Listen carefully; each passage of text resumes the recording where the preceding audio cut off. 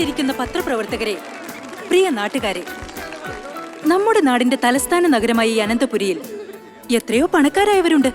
അവർക്കായി വളരെയേറെ ഡെവലപ്മെന്റ്സ് നടന്നുകൊണ്ടിരിക്കുന്നു.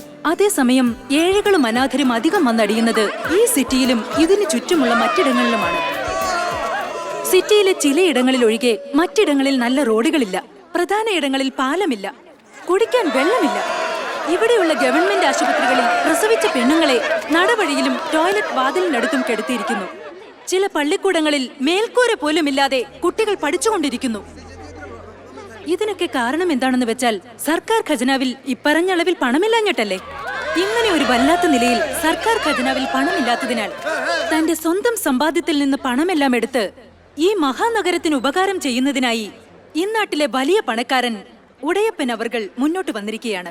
ഈ അവസരത്തിൽ ശ്രീ ഉടയപ്പൻ അവർകൾ വേദിയിലേക്ക് വരണമെന്ന് അഭ്യർത്ഥിക്കുന്നു.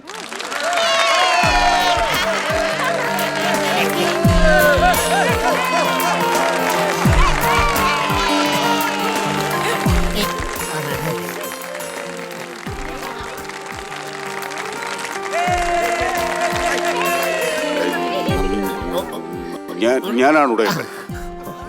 ഇതാണ് കുഞ്ചി. കുഞ്ചിയുടെ പാദം. അതെ, എന്റെ PA. ചെറിയ വയസ്സിലെ എനിക്ക് അത് കറക്റ്റ് ചെയ്യാനാണ് ഞാൻ കൂടാണ്. നമ്മുടെ ഭാരതത്തിൽ 10 കോടി ആളുകൾ അനാഥരായി തെരുവിൽ അലഞ്ഞുകൊണ്ടിരിക്കുകയാണ്. അവർക്കെല്ലാം തല ചായ്ക്കാൻ ചെറിയ കുടിലുകൾ പോലുമില്ല ഇവിടെ. ഇവർക്കെല്ലാം ആരാണ് സഹായം ചെയ്യേണ്ടത്? ഉള്ളവരല്ലേ അത് ചെയ്യേണ്ടത്. 50,000 ഏക്കറിലേറെ നിലം ഇന്ത്യയിൽ പല ഭാഗത്തായി എനിക്കുണ്ട്. അതുമാത്രമല്ല, ലിക്കർ വ്യാപാരം, ചിട്ടിക്കമ്പനി, ഷെയർ മാർക്കറ്റ്, റേസ് കുതിരകൾ, ടെക്സ്റ്റൈൽസ്, ജുവല്ലറി,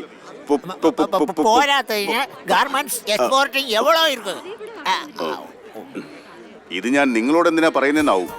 എനിക്കെന്തിനാണ് ഇത്രയും പണം? എന്തിനാണ് ഇത്രയും ഭൂമി? ഒരു ചാൺ വയറിന് വേണ്ടി ഇത്രയും സ്വത്ത് വേണം? എനിക്കാകെയുള്ളത് ഒരേ ഒരു പെൺകുട്ടി മാത്രമാണ്. 2 പേർക്ക് ജീവിക്കാൻ ഇത്രയും പണമൊന്നും ആവശ്യമില്ല.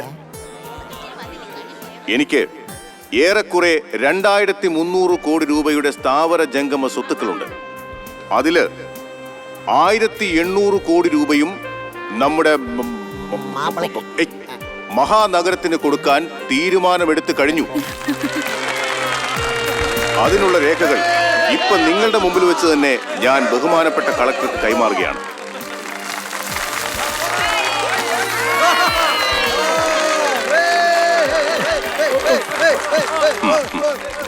മറ്റൊരു മുഖ്യമായ കാര്യം കളക്ടർ സർ, ഈ പണം പാവങ്ങളുടെ കയ്യിൽ തന്നെ ചെന്ന് ചേരണം.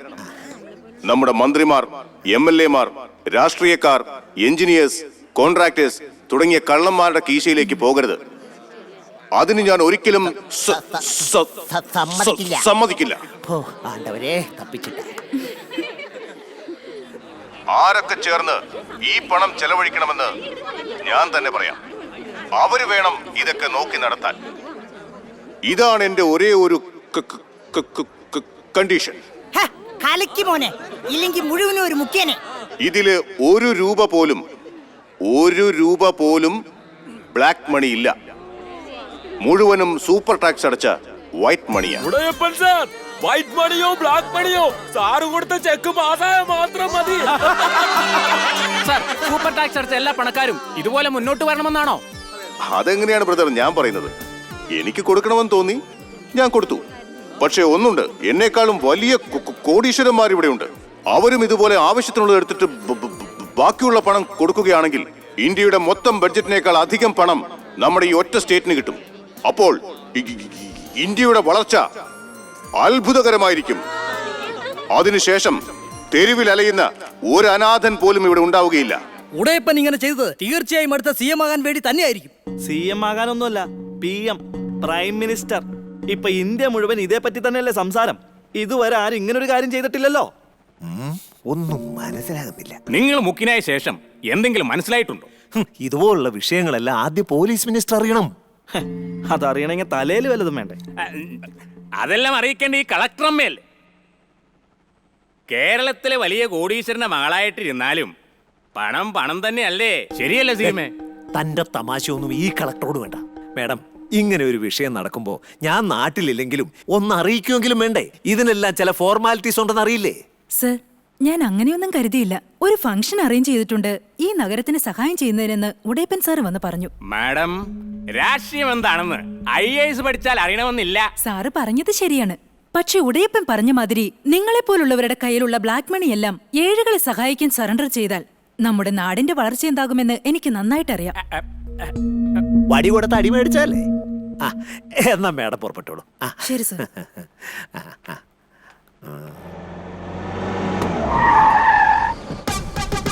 അമ്മച്ചി ഓ ഏതാപ്പാ സ്ഥലം?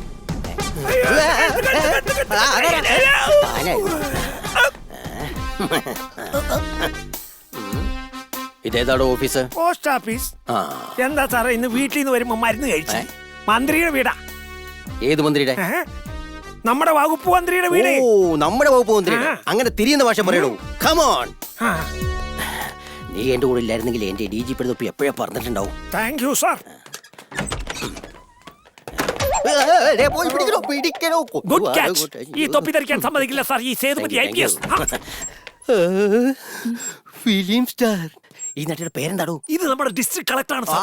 ആഹാ, പ്രിയ അലക്സാണ്ടർ. നമസ്കാരം മാഡം. എനിക്ക് ശകല ഓർമ്മക്കുറവുണ്ടേ. അറിയാം സർ. അറിയാം. അറിയാല്ലേ? ആ ഉടയപ്പ ഒന്നാം തരം വിട്ടി. കറക്റ്റ്. അയാളുടെ DGP അതിലും വലിയ വിട്ടി. Useless idiot. Good night sir. No good morning. ഇപ്പൊ പിടിച്ചോണ്ട് വരാന്ന് പറഞ്ഞിട്ട് എവിടെ? ആരെയാ? നമ്മുടെ ഒടയപ്പനെ. ഓ, അവനെയാണോ സാറേ? അവൻ പണമെല്ലാം സറണ്ടർ ചെയ്തിട്ട് അടുത്ത ഫ്ലൈറ്റ് കയറി ടൂർ പോയി കഴിഞ്ഞു സാർ. സാർ, അയാളെ പറ്റി എനിക്ക് നന്നായിട്ട് അറിയാം സാർ. കൈ കൊണ്ട് കാക്ക ഓടിക്കാത്ത ആളാണ് അങ്ങനെ. ഇതിന് എന്തോ കാരണമുണ്ട് സാർ. ഛി, നിർത്തണം. തന്നെ അയാളെ ഒന്നിച്ചകത്താക്കാൻ വേണ്ട. നിർത്തണം. ഇത് തമാശ കളിയില്ല. നമ്മൾ പറഞ്ഞിട്ടാണ് ഉടയപ്പൻ ഇത് ചെയ്തതെന്ന് നാട്ടുകാരെല്ലാം അറിയണം. ഇലക്ഷൻ വരാൻ പോവല്ലേ?